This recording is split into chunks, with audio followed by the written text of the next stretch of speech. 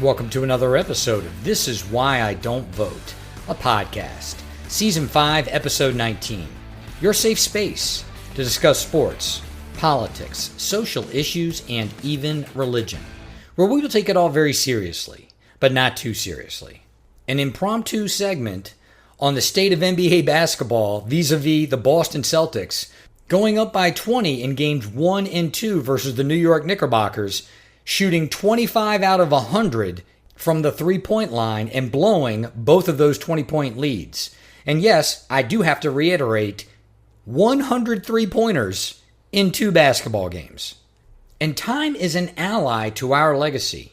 This lesson was reinforced, to me at least this week, when Disney did a limited re-release of the third Star Wars film out of the George Lucas trilogy, the second trilogy that George Lucas did all by himself back in the early aughts, and how perhaps we can all take that to heart, that over the course of time, the legacy of things, including us, is only going to grow in value, and maybe someone should tell that to one Joseph Biden. Thank you all for listening. I do appreciate all my loyal listeners coming back every week. If you are new to the podcast, please like, subscribe, thumbs up, 5-star, write a review, send to friends and enemies far and wide. If you like what you hear, notice there are no commercials. This Is Why I Don't Vote podcast is on Patreon. Please consider supporting. Act 1. Live by the 3. Die by the 3. I was batting around a number of different ideas for segments for this week's podcast. I end up landing on something that wasn't even on my radar on Monday night. I didn't see every minute of every game, but the Boston Celtics played the New York Knickerbockers in the Eastern Conference second round playoffs, were up 20 points in both games 1 and 2 in the third quarter, and ended up losing those games. I'm going to repeat that. They were up 20 points in the third quarter in game 1, and they were up 20 points in the third quarter in game 2, and they lost both games. Wait a minute. What quarter did you say that they were up by 20? The second, right? Before halftime? No, not the second before halftime. The third after halftime. The third quarter, the quarter before the fourth quarter, which is the last quarter of the game. In the third quarter of game 1, the Boston Celtics took 20 shots. 19 of them were three-pointers. In the third quarter of the first game against the Knickerbockers, the Boston Celtics took 20 total shots, 19 of which were three-pointers. For the series, in 2 games against the New York Knickerbockers, the Celtics have shot 100 total three-pointers. They have shot 100 times from the three-point line in 2 games. They've only made 25. 25%. 100 total three-pointers. You make 25, you're shooting 25% from the three-point line. Anyone will tell you, whether or not you're in high school, you're in college, or you're in the pros, if you're shooting 25% from the three-point line, you need to take less threes. I can't think of an encapsulation, a 2-game span that more accurately defines what's wrong with the NBA today than the Boston Celtics in games 1 and 2 at home. Did I mention that? That they started out those 2 games at home in the Boston Garden? At home against the New York Knickerbockers, shooting 100 threes. It's a testament to how good the Celtics are, that having shot 100 threes in 2 games, that in both of those games, they were up by 20 points in the third quarter. So late in the game, still up by 20. I picked the Boston Celtics to win their second straight championship. They're still the best team in the league, but they are the team that I thought that they were. They are a team that gets bored and complacent at how good they are during the course of an actual basketball game. They get bored like a video gamer that has beaten the game 10, 12, 15 times, and they have to make it harder for themselves as a mental exercise in order to stay engaged in the game, and they do so by just chucking up threes. This is not a unique circumstance to this basketball team, and unfortunately, it's not a unique circumstance to the way the NBA is played in the 21st century. Those of you who listen to the podcast, who are loyal, who follow the podcast, whether or not it's sports, politics, social issues, or religion, if you sit through a lot of those sports pieces, you may recall I did a NBA preview last year with my buddy Jason, and I talked about the fact that Indiana was one of those teams that they were young, they were fast, they scored a lot of points, but it seemed like when the threes didn't go down, they just ran out of ideas. They didn't realize you could take the basketball by way of dribbling it towards the basket, and you could lay the ball into the basket. The Boston Celtics are cut from that same mold. When their threes don't go down, as athletic as they are, as talented as they are, they have a number of guys who can just take anybody in the league off the dribble. They have a number of guys that have a decent perimeter shot. Regardless, they just shoot threes. As frustrating as this is to hear from my buddy John, who did the hockey preview with me just this very season, and I'm sure is frustrated as hell right now, I still think the Celtics are the best team in the league. I still think that they're going to beat the Knicks in a 7-game series. It goes without saying that the Boston Celtics have to win Game 3. They can't do what they did against Miami, I believe it was 2 or 3 seasons ago, and go down 3-0 and then win the next 3 and take the series to a pivotal Game 7, because you'll run out of gas, particularly against a team like the New York Knickerbockers. That Miami team that the Celtics lost to that ended up going so far in the playoffs, granted, that was a talented Jimmy Butler-led team, but talented enough to beat the Celtics the way that they did? No. And if recollection serves, the Celtics were a 1 seed and Miami was an 8 seed. And that wasn't an aberration. Miami didn't play well enough to be any higher than an 8 seed that year. I think you're going to get the best out of the Celtics in Madison Square Garden in Game 3. And I think that they're going to win Game 3. I think they're still the best team, and I think they're going to win the NBA championship. But if they lose Game 3 and they end up losing the series, I won't be that surprised, because that's who they are. They just don't seem to get that they have more than one option when it comes to scoring if those threes aren't going down. And normally I don't call out a coach.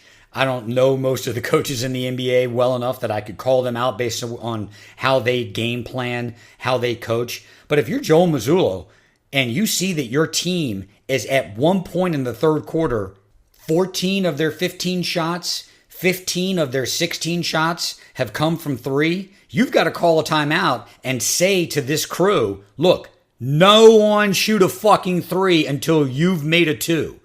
I don't mean the team. I mean you.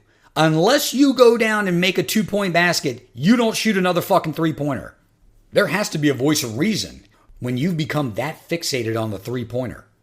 This does make for quite a story during the playoffs, but it's an unfortunate commentary when this is what NBA basketball looks like during the regular season. When you add this many 3-pointers to a couple of teams that are moderately interested in the outcome of the game and present that way when you watch them run up and down the court, that's the reason why the NBA regular season, the viewership has dropped off to the extent that it has. At least in the playoffs, there's something at stake. And you saw that the Celtics, they were still fighting hard throughout the course of the game, even though their game plan had turned into the dumbest fucking thing that you could ever conceive. Let's just shoot up 3-pointers and let this other team slowly claw their way back. The endings of both of those games were compelling because the Celtics had something at stake. And as talented a team that they are, they could rally from such a disappointing stretch in the third and fourth quarters and give themselves a chance to win the basketball game. There are too many teams in the NBA today that don't have that level of athleticism or talent and run the same game plan. To conclude this segment, what I realized in watching those basketball games and feeling that frustration come up and through me, I still have an affinity for NBA basketball. It came over me because I say so often, I don't care about the NBA anymore. I don't like the way they play, the way the officials officiate the games. I'm not that fond of the players. And yet I was in front of the television in awe of what I was seeing, thinking to myself, why do I care? NBA playoff basketball can be beautiful when it is played beautifully. And that is not what you've seen from the Boston Celtics. And like I said, perhaps it's because they're just too damn good. They can't help but get lethargic during the course of the game because it's all too easy for them. Another thought that came through me while I was watching the debacle that was the Celtics offense during the course of the third and beginning of fourth quarters in both game 1 and 2 is perhaps this is my Jerry Springer. I could never sit there and watch all those dumbass reality television shows, those studio set reality television shows. They were train wrecks in front of your eyes. And they weren't just train wrecks, they were slow motion train wrecks. I kind of felt like that watching the Boston Celtics continue to shoot threes. Like, here they are on a stage in front of people doing something that is gradually and progressively humiliating, and they keep leaning into it, and I keep watching. I don't turn away. But don't think for a second, dear listener, that I'm on the same level as you if you were watching that Jerry Springer nonsense during the course of the late 90s, early aughts. Jason Tatum shooting his 5th consecutive three after missing his previous 4 is nothing like having a girl up there have the 5th suitor come out to determine whether or not he's the father of her baby after the other 4 had a negative paternity test. Wow. You know things have gone bad on the parquet floor when the Celtics offense is being compared to the merry-go-round paternity tests on Jerry Springer. Act 2. Time is an ally to a legacy. I did a segment on a movie called Warfare a couple of weeks ago, and I'm interested in that movie. I'd like to see it do well. A, because it's a war movie. I'm a fan of the genre. And B, it's an independent film, so I'd like to see that it made money for its director, its producer. I'd like to see quality indie films do well so that more quality indie films are produced and made. I was surprised to see that one of the highest grossing movies in the last few weeks was a re-release of the 3rd Star Wars movie that George Lucas did. Those movies that were done in the aughts.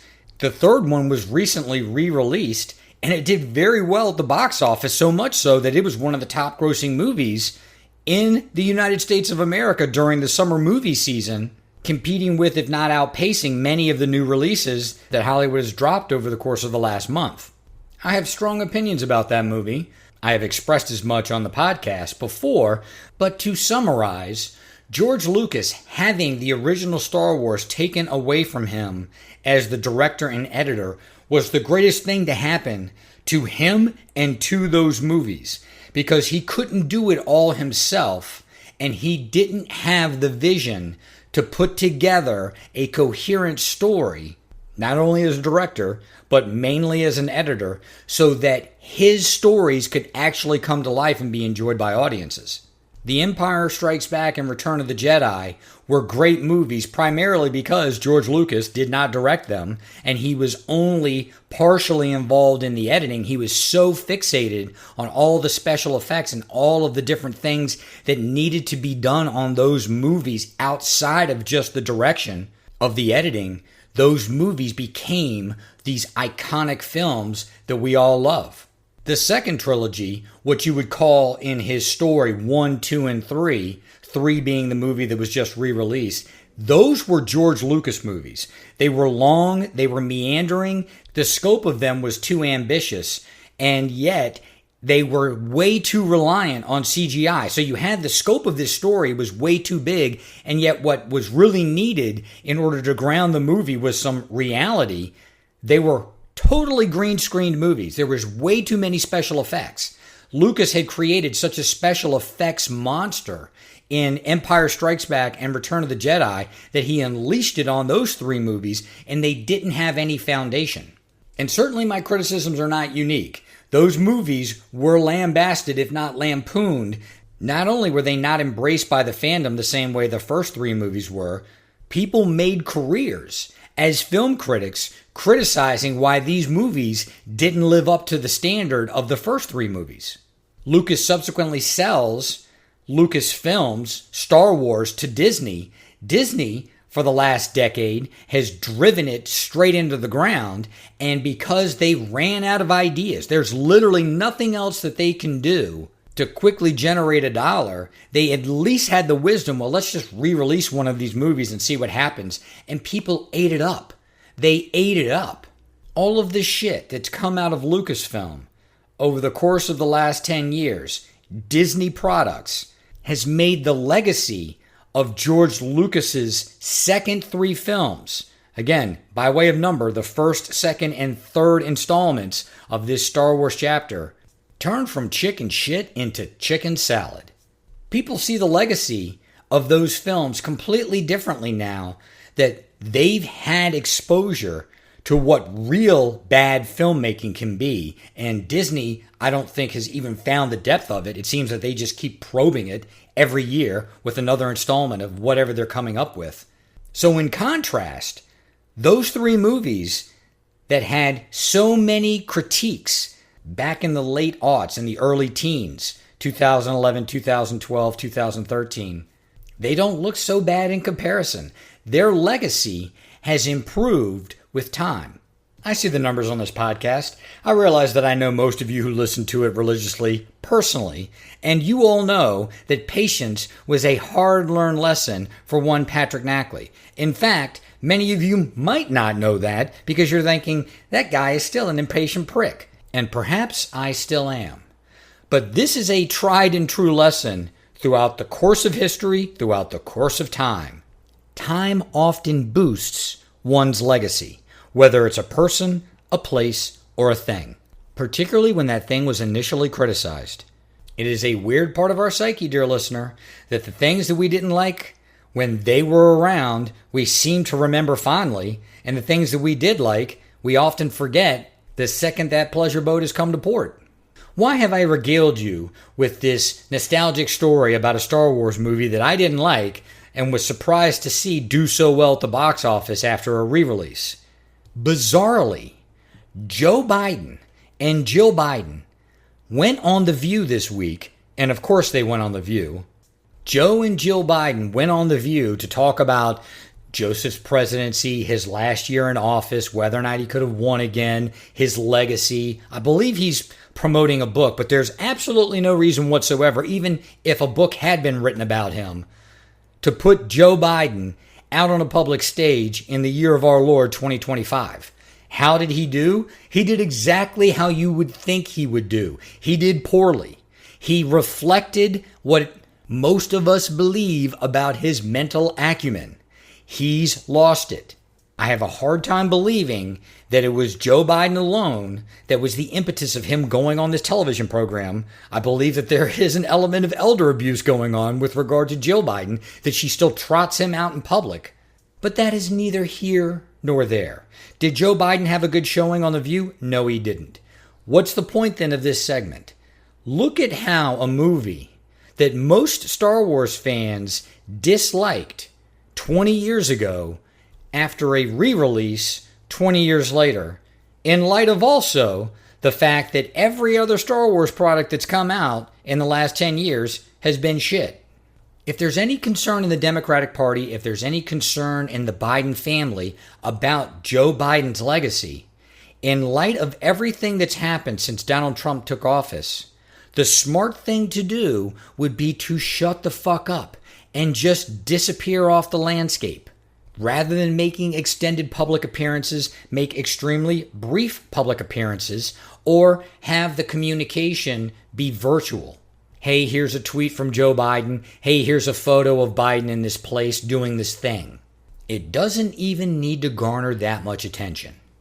The gamble, if you are part of the Joe Biden team, is that his legacy, in light of what may happen over the course of the next 4 years or even 8 years, is going to look much better to people than his legacy does now, because all we can remember is the last year of his presidency.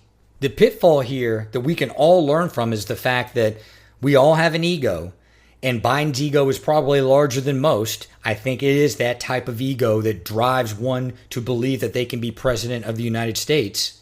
And given where he is in life, his later years, his declining mental capacity, he can't wait another 5 years. He certainly doesn't want to wait 10 or 20 years.